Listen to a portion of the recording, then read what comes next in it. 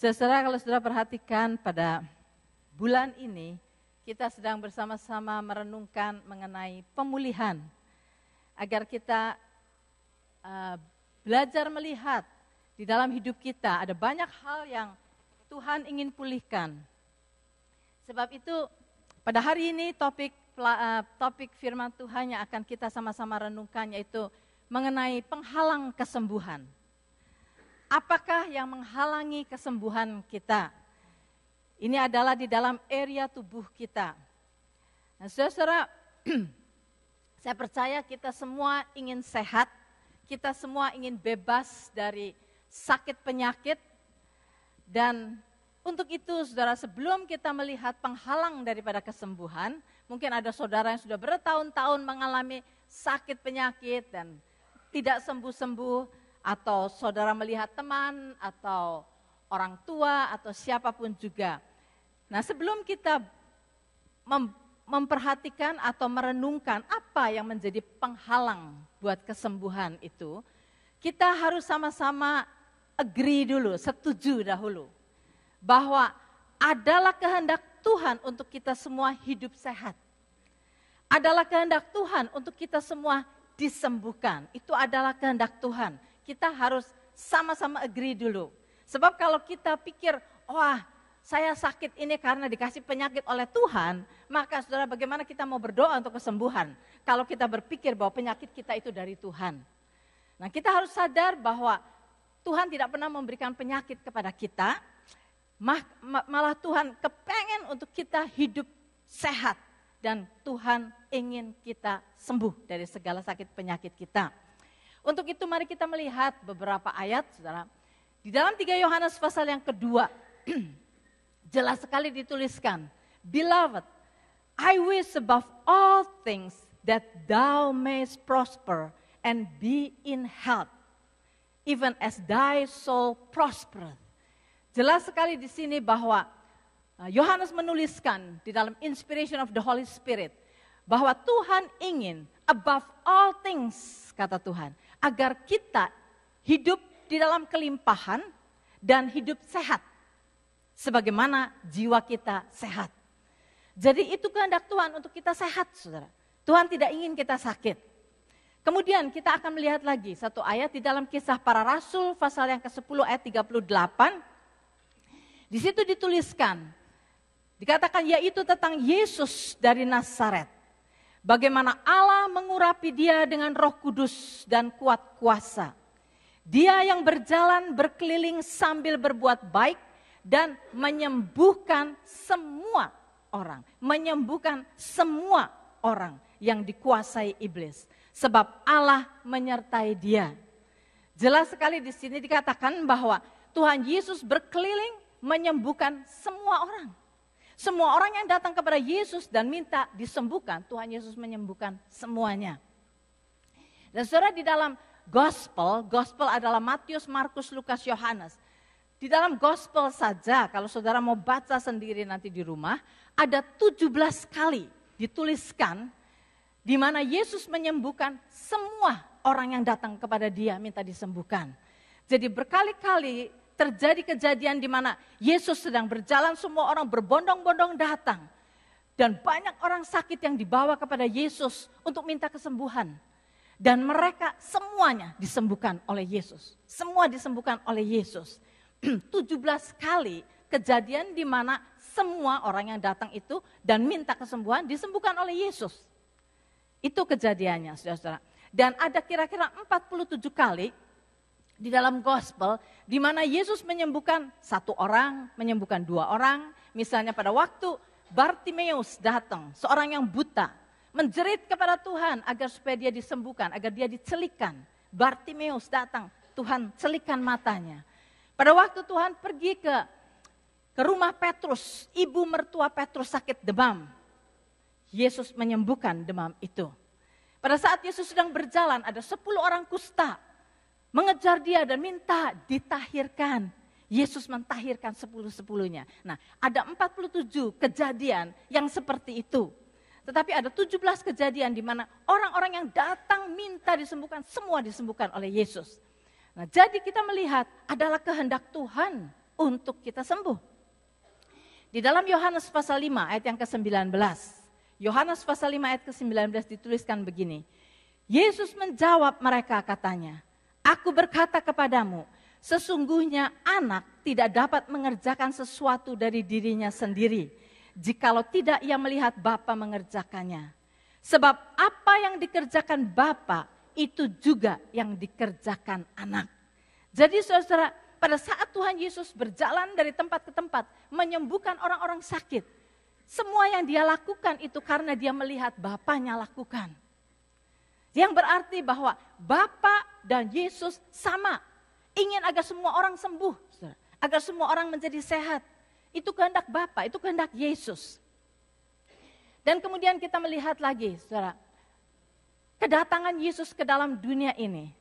Yesus datang ke dalam dunia ini untuk memulihkan keadaan manusia. Memulihkan keadaan yang sudah dirusak oleh iblis. Iblis sudah merusak jiwa manusia, sudah merusak tubuh manusia, sudah merusak hubungan manusia dengan Bapa di surga. Sudah dirusak oleh iblis. Dan Yesus datang untuk memulihkan semuanya, untuk merestorasi semuanya itu. Itulah sebabnya kalau saudara mengingat, saya berkhotbah pada waktu Jumat Agung. Bagaimana Yesus menderita di Taman Getsemani. Pada waktu Yesus menderita di Taman Getsemani, jiwanya saudara, jiwanya disengsarakan, jiwanya dihancurkan pada saat itu. Dikatakan sampai dia mengucurkan keringat darah.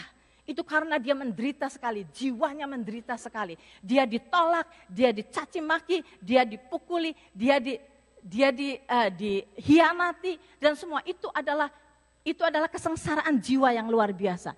Dia menderita jiwanya untuk menanggung kesengsaraan jiwa kita juga. Saudara, kita sebagai manusia, kita juga mengalami penolakan, rejection. Kita mengalami kekecewaan, kita mengalami penasaran, kita mengalami ketakutan. Itu semua ada di dalam jiwa.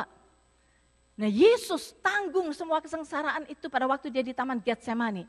Agar supaya kita, saudara, tidak perlu lagi menanggung penderitaan di dalam jiwa kita. Bagaimana caranya, saudara? Caranya pada saat kita ditekan, pada saat kita dihianati, pada saat kita ditolak, pada saat kita digosipkan, pada saat kita di kata-kata yang tidak benar, pada saat kita dituduh. Saudara. Ingat, bagaimana Yesus sudah menanggung semuanya itu. Kita harus berkata, Tuhan, saya mengalami ini semua, tetapi saya tahu Engkau sudah tanggung semuanya itu. Engkau sudah dicaci maki, Engkau sudah dihianati, Engkau sudah menanggung semuanya itu. Dan sekarang Tuhan, saya akan melihat, mengingat penderitaan-Mu itu. Saya tidak mau menanggung semuanya ini. Saudara, saya alami. Pada saat saya mengalami rejection seperti itu, saya just fokus kepada kesengsaraan Yesus. Fokus kepada apa yang Yesus sudah lakukan. Dan, saudara, itu semua kata-kata gosip, semua kata-kata yang jahat itu mental, saudara. Mental balik. Tidak memberikan pengaruh kepada hati saya. Tidak memberikan pengaruh pada jiwa saya. Saya exercise itu. Nah itu saudara, penderitaan jiwa kita sudah ditanggung Yesus. Kemudian pada waktu Yesus berjalan menuju ke Golgota, pada waktu dia diadili, saudara, dia dicambuki, tubuhnya dicambuki 39 kali.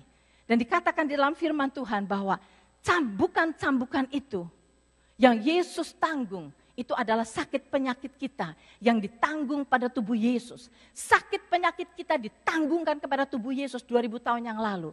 Supaya apa? Supaya kita tidak perlu lagi menanggung sakit penyakit itu. Nah itu kita sering pada waktu perjamuan kudus diingatkan bahwa sakit penyakit kita sudah ditanggung oleh Tuhan Yesus di kayu salib. Kemudian setelah itu Yesus dipaku di kayu salib, darahnya dicucurkan dan dia harus mencucurkan darah yang suci itu agar supaya darah itu membasuh semua dosa-dosa kita. Agar supaya kita, spirit kita yang sudah terpisah dari Bapa sekarang dilahirkan kembali. By the blood of Jesus, kita lahir kembali di dalam suatu kelahiran yang baru.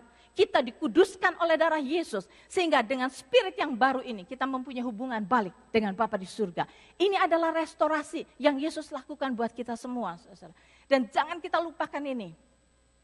Nah sekarang saudara, seringkali di dalam gereja, di mana-mana, kita menekankan mengenai keselamatan, yaitu darah Yesus menyucikan kita supaya kita diselamatkan, supaya kita kembali kepada Bapa.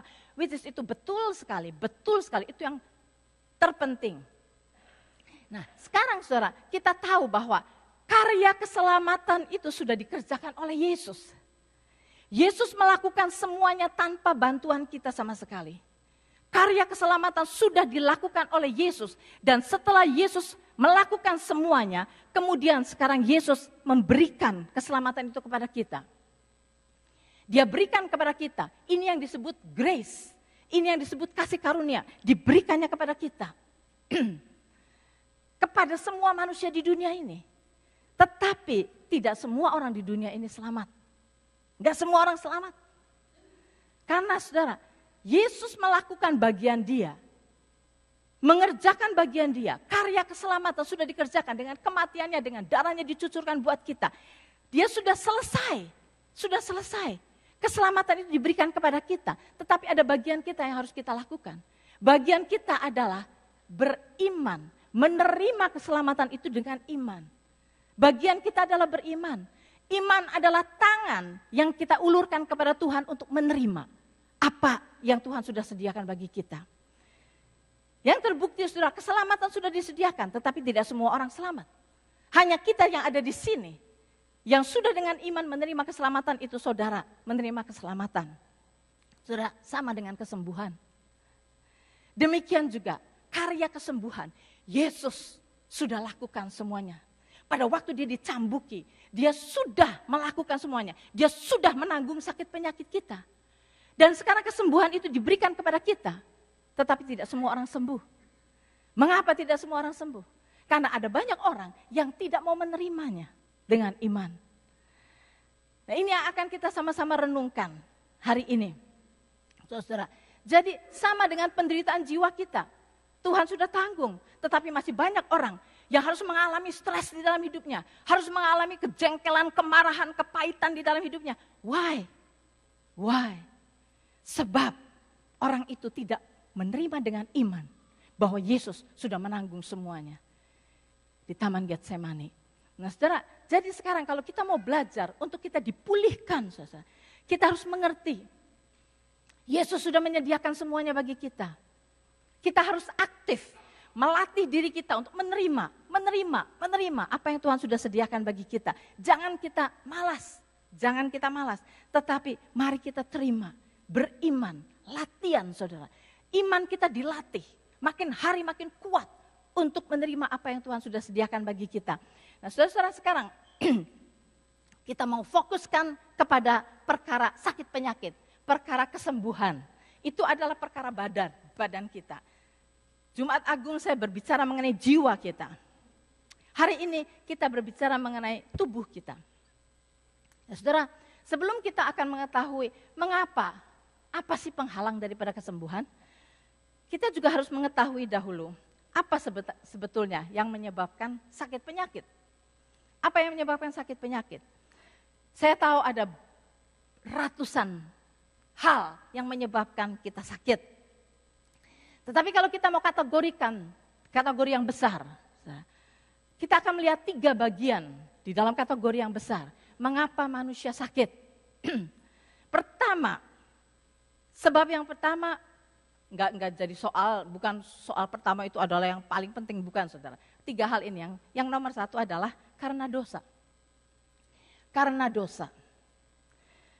Dosa ini maksudnya apa? Ada orang sakit karena dia misalnya abuse dirinya sendiri dengan alkohol. Abuse dirinya dengan drugs.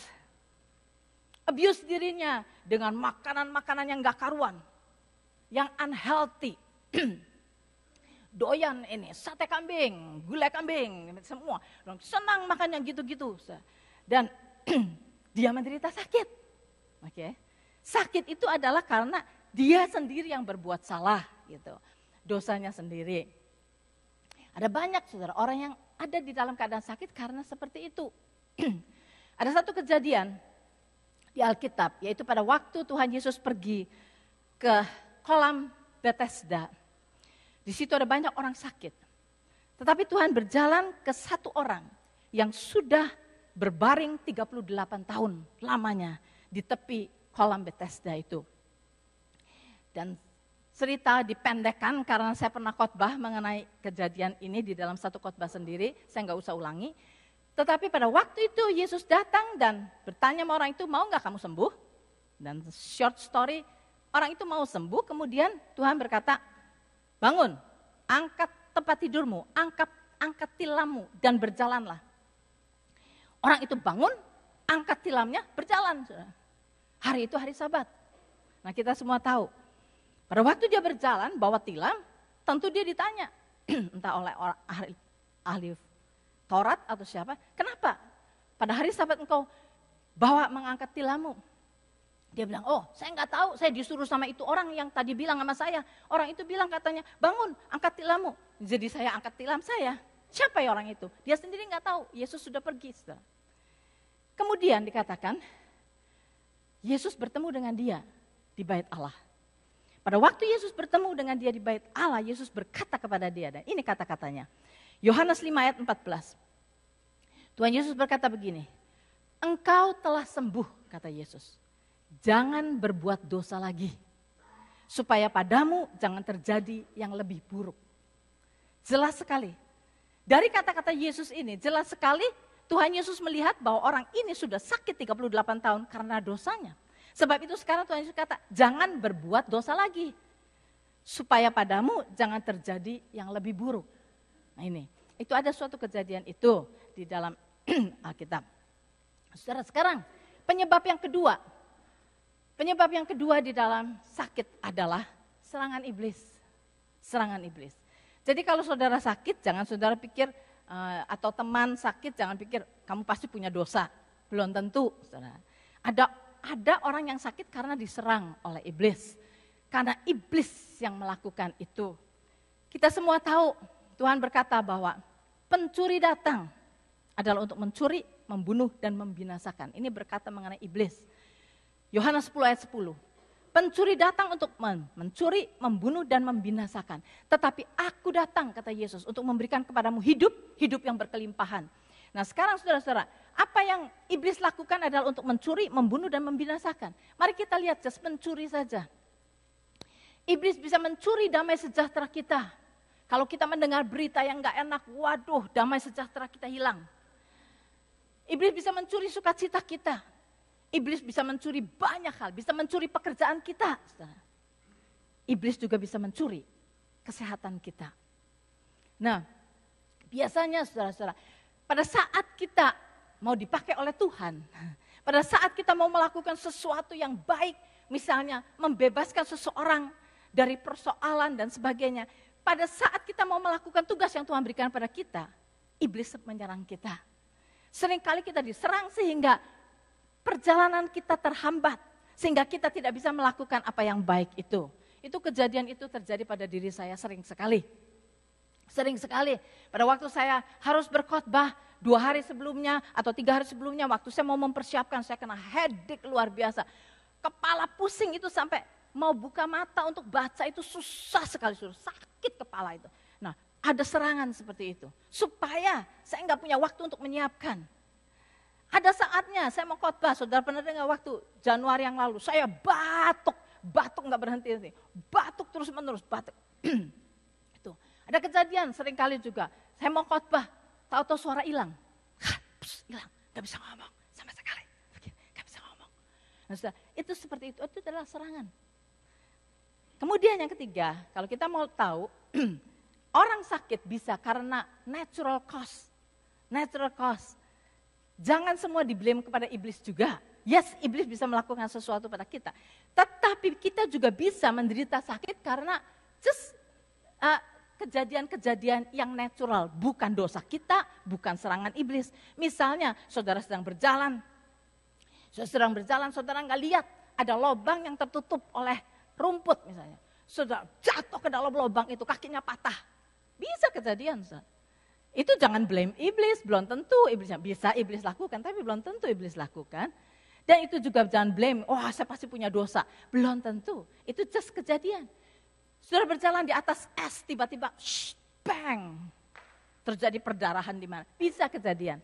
Nah, saudara, jadi semua bisa terjadi. Tetapi, atau saudara makan makanan sembarangan, kena salmonella, wah panas dingin, wah sakit, wah itu bisa kejadian semua itu.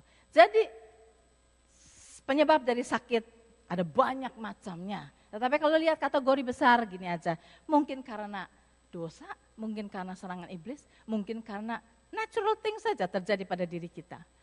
Tetapi apapun yang menyebabkan kita sakit, saudara, karena Tuhan telah menanggung sakit penyakit kita, maka kita dapat take authority.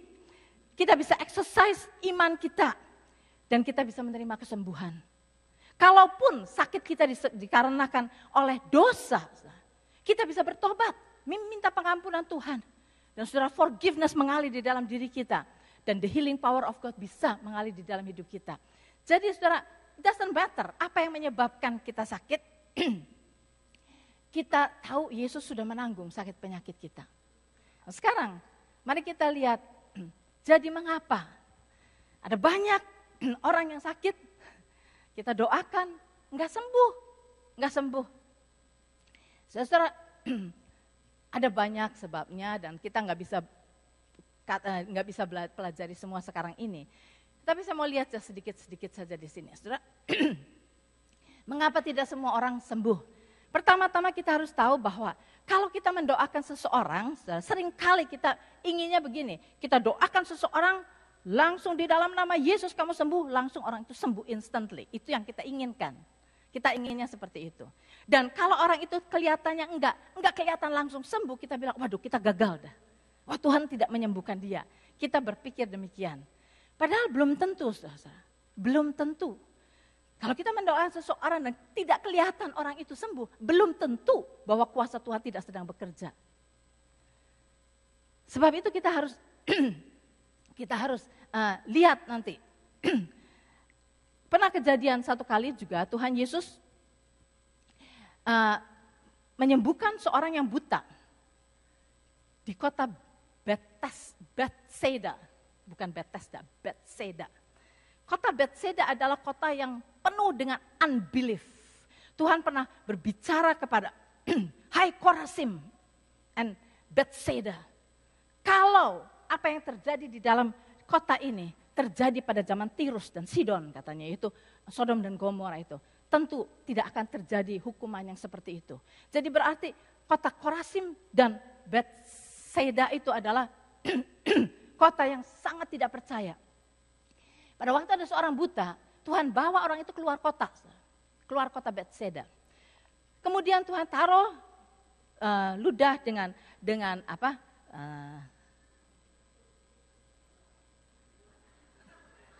Dirt tanah dan ditaruh di mata orang itu. Setelah itu Tuhan bertanya, apa yang kamu lihat? Orang itu berkata, oh aku lihat orang tapi kayak pohon katanya gitu. Orang itu jalan kayak pohon berjalan-jalan. Nah, jadi berarti orang ini enggak langsung instantly clear semuanya. Kemudian Tuhan tumpangi tangan kedua kali.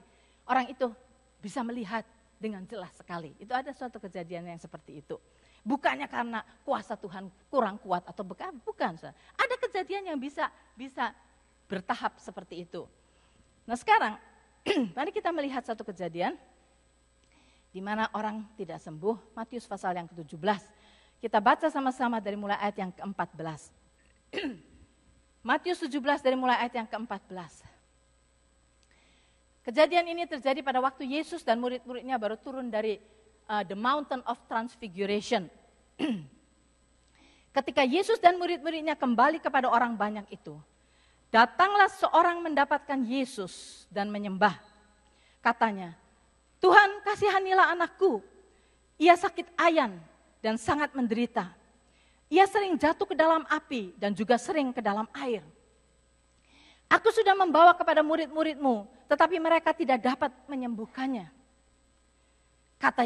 Maka kata Yesus, hai kamu, angkatan yang tidak percaya dan yang sesat. Berapa lama lagi aku harus tinggal di antara kamu? Berapa lama lagi aku harus sabar terhadap kamu? Bawalah anak itu kemari. Dengan keras Yesus menegur dia. Lalu keluarlah setan itu daripadanya dan anak itu pun sembuh seketika itu juga. Kemudian murid-murid Yesus datang dan ketika mereka sendirian dengan dia, bertanyalah mereka, "Mengapa kami tidak dapat mengusir setan itu?" Ia berkata kepada mereka, Yesus berkata kepada mereka, "Karena kamu kurang percaya." Kata Yesus begitu. Sebab aku berkata kepadamu, sesungguhnya sekiranya kamu mempunyai iman sebesar biji sesawi saja, kamu dapat berkata kepada gunung ini, "Pindah dari tempat ini ke sana." Maka gunung ini akan pindah dan takkan ada yang mustahil bagimu. Tuh kan? Seperti itu kejadiannya. Nah, saudara, lihat di sini. Tuhan berkata kepada murid-muridnya. Murid-muridnya berkata, kenapa saya nggak bisa mengusir setan ini? Kenapa saya nggak bisa menyembuhkan anak ini? Saudara, the reason murid-muridnya tanya kepada Yesus, mereka penasaran sekali. Kenapa penasaran? Karena saudara, sebelum kejadian ini, kalau saudara baca di Markus, sebelum kejadian ini, Tuhan Yesus pernah mengirim 70 muridnya, dua-dua. Tuhan berkata, aku berikan kepadamu kuasa. Kuasa untuk mengusir iblis, kuasa untuk menyembuhkan, kuasa untuk membangkitkan orang mati. Tuhan berkata, pergilah dua-dua. Dan mereka pergi dua-dua, saudara. Mereka pergi berdua-dua. Benar, saudara. Mereka menyembuhkan orang sakit, mereka mengusir setan. Mereka lakukan semua itu. Mereka alami, mereka lakukan semuanya itu. Jadi mereka sudah mengalami, mereka punya kuasa, mereka punya iman. Punya semuanya. Dan itu terjadi. Itulah sebabnya sekarang dia tanya, kenapa? Kenapa Tuhan saya nggak bisa menyembuhkan ini? Kenapa saya nggak bisa mengusir ini? Jawab Yesus adalah, karena kamu kurang percaya. Nah saudara, di sini mari kita lihat. Lalu kita melihat percaya dan iman. Kita seringkali merasa bahwa iman dan percaya kan sama. Kalau orang percaya, dia punya iman. Kalau orang beriman, pasti dia percaya. Kita berpikir demikian. Nah, tapi sekarang mari kita lihat sekali lagi. Tuhan berkata begini, karena kamu kurang percaya. Sebab aku berkata kepadamu, sesungguhnya sekiranya kamu mempunyai iman sebesar biji sesawi saja, kamu dapat berkata kepada gunung ini, pindah dari tempat ini ke sana, maka gunung ini akan pindah dan takkan ada yang mustahil bagimu. Jadi saudara, kita lihat di sini. Murid-murid Yesus punya iman enggak? Punya. Mereka sudah lakukan kok. Kita semua punya iman enggak? Kita semua punya iman, saudara. Kita semua sudah diberi a measure of faith. Kita semua punya iman. Nah sekarang Tuhan tapi berkata, karena kamu kurang percaya. Saudara, jadi berarti dari sini kita bisa melihat bahwa orang bisa beriman, tetapi at the same time bisa kurang percaya atau tidak percaya. Bisa. Saudara melihat, mari kita melihat iman itu dari mana datangnya. Kita tahu. Iman datang dari pendengaran akan firman Kristus. Gitu kan? Nah, kalau hari ini saudara baca firman, saudara mendengarkan firman yang dibacakan kepada saudara, bahwa Yesus di dalam Petrus dikatakan, bilur-bilur Yesus sudah menyembuhkan kita. Saudara percaya enggak? Itu firman Tuhan. Saya bilang, saya percaya. Berarti saudara berkata, saya beriman. Apa yang Tuhan katakan, iman datang melalui pendengaran akan firman Kristus. Karena Tuhan berkata begitu, maka saya beriman kepada firman itu. Nah tapi saudara, kita beriman, Tuhan berkata bahwa barang siapa yang percaya kepada Tuhan Yesus, yang sudah menerima Yesus sebagai Tuhan dan Juru Selamat, kita diberi kuasa. Kuasa untuk lehan kepada orang sakit sembuh. Kita berkuasa untuk mengusir setan pergi. Itu kata Tuhan. Percaya enggak? Beriman enggak? Kita bilang, saya beriman. Oke, beriman. Tapi saudara, pada kenyataannya, pada saat kita bertemu dengan seorang, di dalam keadaan yang sakit, dalam keadaan yang sudah mungkin koma, dan dokter sudah berkata bahwa sudah enggak ada harapan. Orang yang seperti ini tinggal begini, mungkin 2 hari lagi dia akan mati. Misalnya, saudara. Nah saudara, pada waktu saudara mendengar itu, kelima panca indera ini saudara, lihat, dengar, semua negatif. Dalam hati iman ada, saya percaya kata firman Tuhan, Tuhan menyembuhkan. Tapi situasi seperti ini, dari situlah unbelief itu timbul. Saudara-saudara, kalau kita melihat Murid Yesus pada saat itu, saudara, murid Yesus pada saat itu, mungkin dia sudah banyak menyembuhkan orang sakit. Tetapi ini, kalau saudara baca di sini, ini adalah anak ayan.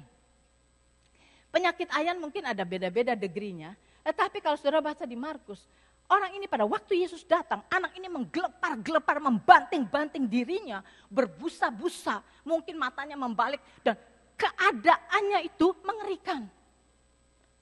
Keadaannya itu mengerikan. Mungkin murid Yesus sudah banyak menyembuhkan orang sakit, tapi nggak pernah melihat keadaan yang seperti ini. Pada saat mereka melihat keadaan ini, matanya menyaksikan itu, unbelief itu datang.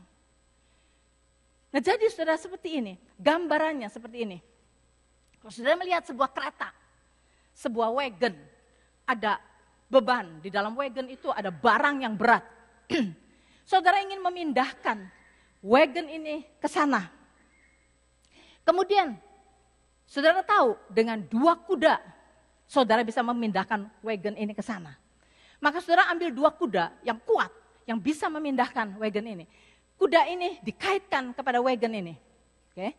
Dan kuda ini pasti punya kekuatan untuk mengangkat situ. Tetapi kemudian ada orang mengambil 2 kuda lain, dikaitkan ke sebelah sini, saudara.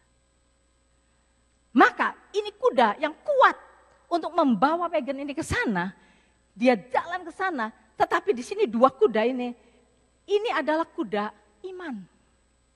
Ini adalah kuda unbelief. Dari 2 kuda ini yang mau menarik ini dengan iman mau menarik ini ke sana, tetapi di unbelief menarik ke arah yang opposite. Wagon ini go nowhere. Go nowhere. Jadi bisa orang punya iman, tetapi juga punya unbelief. Mari kita baca yang similar, kata-kata yang similar mengenai memindahkan gunung. Saya pernah khotbah memindahkan gunung. Dari Markus pasal yang ke-11 ayat 23, saudara. Markus 11 ayat 23 dikatakan begini. Sesungguhnya barang siapa berkata kepada gunung ini, kata Yesus. Barang siapa berkata kepada gunung ini, beranjaklah dan tercampaklah ke dalam laut. Asal tidak bimbang hatinya, tetapi percaya bahwa apa yang dikatakannya itu akan terjadi, maka hal itu akan terjadi baginya. Sekali lagi, saudara-saudara, perhatikan. Sesungguhnya, kata Yesus, barang siapa berkata kepada gunung ini. Nah sekarang sampai di sini dulu. Seseorang berani berkata kepada gunung, itu karena dia sudah beriman kepada apa yang Yesus katakan. Kalau engkau mempunyai iman sebesar biji sesawi saja, engkau bisa berkata kepada gunung ini terpindah. Karena kita pernah mendengar bahwa Yesus berkata kalau kamu punya iman sebesar biji sesawi saja engkau bisa berkata kepada gunung, maka berdasarkan itu iman kan. Kita dengar firman, firman itu menjadi iman, iman datang melalui pendengaran akan firman Kristus. Kita beriman, karena kita beriman, kita speak. Nah di sini dikatakan, sesungguhnya barang siapa berkata kepada gunung ini. Seseorang berani berkata kepada gunung karena dia punya iman. Karena dia beriman. Nah sekarang dikatakan, sesungguhnya barang siapa berkata kepada gunung ini, beranjaklah dan tercampaklah ke dalam laut. Nah ada terusannya, asal tidak bimbang. Nah ini asal tidak bimbang, ini Tuhan berkata begini, you can have faith, tetapi kamu juga bisa tidak percaya, bimbang. See? Asal tidak bimbang hatinya, tetapi percaya bahwa apa yang dikatakannya itu akan terjadi, maka hal itu akan terjadi baginya. Jadi saudara, kalau kita lihat di sini, orang bisa beriman, percaya kepada apa yang Tuhan katakan, percaya kepada Tuhan katakan. Tetapi dari 5 panca indera kita ini bisa menghasilkan unbelief di dalam diri kita. Nah, kalau kita mau jalan dengan iman, tetapi unbelief menarik ke satunya, nothing is happen. Gak ada apa-apa yang terjadi. Tidak ada apapun yang terjadi. Nah saudara-saudara, jadi saudara-saudara, mengapa kita adakan pelatihan penerapan firman Tuhan? Saya harapkan saudara bisa ikut. Saudara, pelatihan penerapan firman Tuhan. Ini hal-hal yang seperti ini. Saya percaya semua orang punya iman. Saya percaya saudara semua punya iman. Tetapi yang kita perlu latih, saudara. Yang kita perlu latih adalah untuk get rid daripada unbelief kita. Kita harus melatih diri kita untuk menghilangkan semua unbelief kita. Bagaimana caranya? Latihan. Latihan, saudara. Latihan. Dari hedik dulu, kemudian dari sariawan atau kaki terkilir saudara, latihan. Latihan untuk hilang unbelief itu. Saudara, saya latihan bagaimana jiwa saya sudah tidak terganggu lagi oleh perkataan jahat orang. Saya tidak mau depres lagi, saya tidak mau lagi diganggu oleh semua kata-kata yang negatif dari orang. Orang-orang yang jahat menjahati kita. Saya bisa overcome semua ini. Through apa? Exercise. Exercise. Fokus kepada Yesus. Dan tidak mau sama sekali memikirkan apa yang orang katakan. Exercise. Demikian juga kesembuhan. Kita perlu exercise. Kalau saudara sekarang juga masih ada perasaan condemnation, saudara merasa bersalah. Aduh, saya ini barusan jahatin orang, baru bentak-bentak suami atau bentak istri. Mana Tuhan dengar doa saya. Saudara, that is wrong. Saudara perlu latihan bahwa the blood of Jesus sudah membersihkan dosa saudara semuanya. Dan there is therefore no more condemnation for those who are in Christ Jesus. Sehingga saudara latihan. I know saya salah. Dan saya bilang, Tuhan ampuni saya. Ampuni saya. Saya pernah cerita mungkin pada saudara. Saya pernah marah-marah sama Pastor Jo. Saya mau disuruh khotbah sore itu, saudara. Untuk sesuatu occasion yang saya nggak pernah lakukan. Saya disuruh itu, saya sudah nervous-nervousnya. Ini Pastor Jo minta ini, minta itu. Saya lagi nyiapin, dia gini. Waduh, saya saking jengkelnya, saya ngamuk, saudara. Saya ngamuk sama dia. Begitu saya ngamuk, sudah tahu Pastor Jo kalau udah diam. Semakin dia diam, semakin saya feel guilty sekali. Saya bilang, aduh Tuhan jahat benar saya ya. Nah, begitu saya merasa bersalah, saya bilang gini, orang modal kayak gini mau dipakai, mana bisa saya khotbah. Saya bilang, mana bisa saya khotbah kayak gini modelnya. Udah jahatnya, mulutnya jahat, begini-begini. Saya bilang gitu. Pada saat itu Tuhan ingatkan firman Tuhan. There is therefore no more condemnation for those who are in Christ Jesus. Tuhan mengingatkan firman-Nya. Tuhan berkata bahwa justru pada waktu engkau lemah, kekuatanku akan aku nyatakan. Saya bilang, yes Tuhan. Saya bilang, Tuhan ampuni saya. Saya datang ke dia, saya bilang, saya susah ngomong sorry. Tapi waktu itu saya bilang, sorry ya, saya ngamuk-ngamuk. Saya udah sorry sama dia, saya minta ampun sama Tuhan. Terus saya bilang, Tuhan, thank you. There is therefore no more condemnation for those who are in Christ Jesus. Saya in Christ Jesus. Dan Tuhan, saya declare bahwa justru di dalam kelemahan saya, kekuatan-Mu akan Kau nyatakan. Saya declare, itu latihan saudara, itu latihan. Put it into practice. Dan saudara, sore itu saya khotbah, orang pada datang. Bagus sekali khotbahnya. Saya bilang, aduh Tuhan, saya bilang, kalau bukan your grace, saya nggak akan mampu, saya nggak akan bisa. Who am I? Nggak mungkin. Tapi latihan, saudara. Latihan even di dalam pengampunan, latihan di dalam jiwa saudara yang ditekan oleh ketakutan, oleh kekecewaan, latihan di dalam kesembuhan, latihan saudara. Nah, latihan bagaimana kita melatih untuk menghilangkan unbelief itu.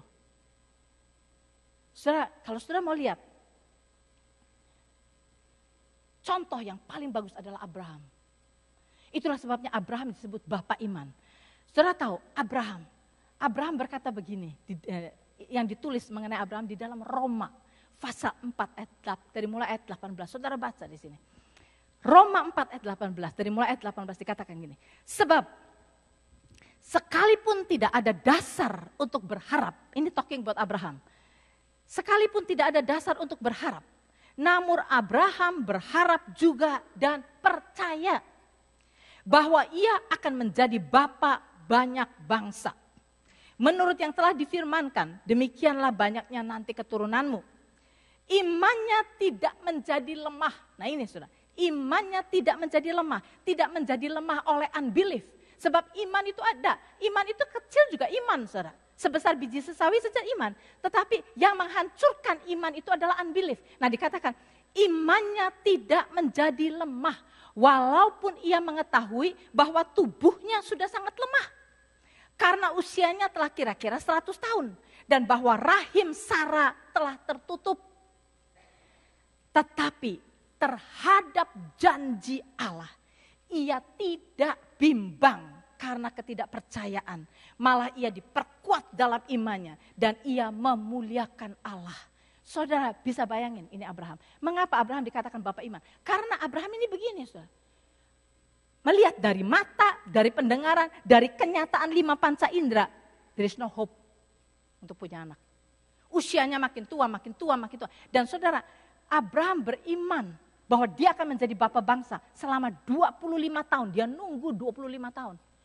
Daripada waktu dia umur 75, Tuhan berkata kamu akan menjadi bapa dari banyak bangsa. Saudara, 1 tahun, enggak punya anak. 2 tahun, enggak punya anak. 10 tahun, masih belum punya anak. Saudara, tapi Abraham tidak menjadi lemah. Imannya tidak menjadi lemah. Tubuhnya makin reot. Tubuhnya makin tua. Kemungkinan untuk punya anak tidak mungkin. Sudah tidak mungkin. Tetapi dia percaya terus. Tidak ada unbelief pada Abraham. Gak ada unbelief. Dia nantikan. Sebab itu kalau saudara sakit, saudara lehen kepada orang sakit, atau saudara lehen kepada diri sendiri, enggak rasa sembuh. Jangan saudara bilang, saya enggak punya iman, gagal, saya enggak disembuhkan. No, saudara kesembuhan itu Tuhan telah berikan. Kita tinggal ambil. Perlu latihan saudara-saudara. Saya enggak bilang bahwa saya sudah berhasil, no. Waktu saya batuk itu Januari itu sampai 3 minggu saudara. Saya bisa kurus sekarang ini bukan gara-gara diet saudara. Gara-gara Januari itu saya enggak bisa makan. 3 minggu saya enggak bisa makan. Itu saya tumpang tangan, saya declare saya ini berkali-kali. Rasanya kok enggak sembuh-sembuh ini. Penyakit ini kurang ajar benar, ini stuck terus sama saya. Tapi di dalam tengah-tengah sakit itu, di tengah-tengah batuk enggak berhenti-berhenti, saya duduk di situ. Saya bilang saya refuse untuk give up. Pada waktu itu saya batuk terus ini, dari belakang enggak tahu medik kasih candy, ini obat batuk ini kasih ini, ada yang kasih dari sana, ada yang kasih kalau enggak salah Arvia kasih, ini kasih ini, karena dia dengar saya lihat batuk terus. Tapi saya bilang Tuhan, by your grace, saya akan khotbah. Saudara saya maju ke sini, saya enggak batuk 1 kali pun. Selama khotbah saya enggak batuk 1 kali pun. Saya turun ke sana, batuk lagi enggak berhenti-berhenti. Tapi jangan give up. Nah, itu latihan. Dan saya bukan bilang bahwa cespleng kalau saya tumbangin tangan, no, tapi saya latihan. Saya ceritakan pada waktu keadaan Jesse anak saya. Saya tumpangin tangan itu beratus-ratus kali, saudara. Enggak sembuh-sembuh. Sampai pada saat 1 kali, Tuhan tantang saya. Percaya enggak? Saya bilang percaya Tuhan. Do it. Nah pada saat itu saya udah enggak bisa toleran lagi. Sebelumnya saudara, saya masih berpikir gini, saya tumpangin tangan, enggak sembuh enggak apa-apa, bisa bawa ke hospital. Enggak sembuh enggak apa-apa, saya bisa bawa ke hospital. Masih ada alternatif. Selama kita pikir masih ada alternatif, kita enggak menggunakan seluruh iman kita. Kita enggak gunakan seluruh kepercayaan kita. Pada saat saya enggak punya alternatif lagi, saya enggak bisa pergi kemana-mana, stuck di situ. Di situ Tuhan bilang, percaya enggak? Saya bilang, percaya. Di dalam nama Yesus, keluar semua ini. Asma, sembuh. Sembuh dari saat itu juga. Latihan saudara, latihan. Saya ingin membawa saudara semua latihan. Mungkin buat saya latihannya masih merembet. Siapa tahu di antara saudara ada yang bisa seperti ini. Saya kepengen gereja ini dipakai oleh Tuhan. Untuk kesembuhan, untuk segala saudara. Dan tapi kita sama-sama growing di dalam Tuhan. Growing. Dan di sini imannya tidak menjadi lemah. Abraham imannya tidak menjadi lemah. Walaupun panca inderanya melihat apa yang kemungkinan tidak mungkin. Dia tetap kuat di dalam Tuhan. Dan tetapi terhadap janji Allah, dia tidak bimbang karena ketidakpercayaan. Gak ada ketidakpercayaan di dalam dia. Itu yang perlu kita latih. Buang semua ketidakpercayaan. Kalau kita tahu ada kebimbangan. Saudara di dalam Yakobus pasal 1 ayat yang ke-789, 78 gitu. Dikatakan bahwa kalau kamu kurang hikmat, minta kepada Tuhan hikmat yang akan memberikan kepada kamu dengan berkelimpahan. Tetapi dia bilang, jangan dengan bimbang. Pada waktu kamu minta, jangan bimbang. Sebab orang yang mendua hati, yang bimbang seperti gelombang dan orang itu tidak akan menerima apa-apa. Tidak akan menerima apa-apa. Baca saudara di Yakobus pasal yang pertama. Enggak akan terima apa-apa. Karena iman kita dihancurkan oleh unbelief kita. Nah sebab itu kita harus latihan. Iman-iman, kita percaya semua firman Tuhan. Tetapi mari kita latih, kita buang unbelief ini. Kita semua perlu latihan. Latihan dan penerapan firman Tuhan di dalam hidup kita. Biar itu yang kita tahu. Jadi saya diingatkan akan lagu. Yang zaman dulu kita sering nyanyi. Only believe. Nyanyikan saudara. Only believe. All things are possible. Only believe. Only believe. Only believe. Only believe. All things are possible. Only believe. Jawab saudara, Lord I believe. Lord I believe. Lord I believe. All things are possible. Lord I believe. Lord I believe. Lord I believe. All things are possible. Lord I believe. Amin. Saya persilahkan siapa yang akan berdoa untuk nation.